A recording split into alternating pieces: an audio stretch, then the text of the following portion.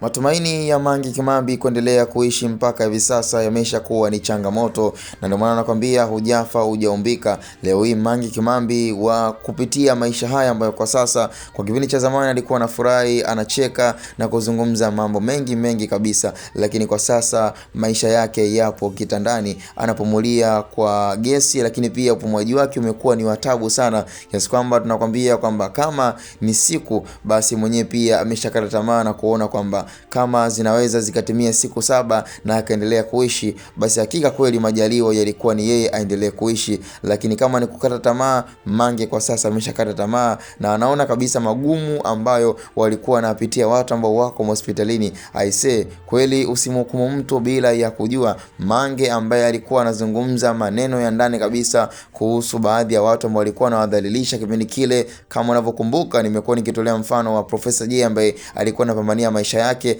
lakini Mange aliamua kupambana na kupata umbea na udaku baada ya kuchukua video ambayo ilikuwa inaonyesha Profesa Jay akiwa anapambania maisha yake ICU. Sasa huu ni wakati pia, haijalishi kama Mange alikuwa na madhaifu kwa sehemu fulani, lakini tutumie kama fursa ya kumwombea dada yetu aweze kupona na arejee kama kawaida katika harakati zake za utafutaji wa maisha na riziki tofauti. Hivyo kwa sasa nikwambie tu taarifa ambayo sio nzuri. Mange kwa sasa jamani anapitia wakati mgumu sana. Kama sio kufa leo, basi huyu inawezekana pia ikawa ni kesho ama kesho kutwa, kutokana pia na hali yake ya sasa.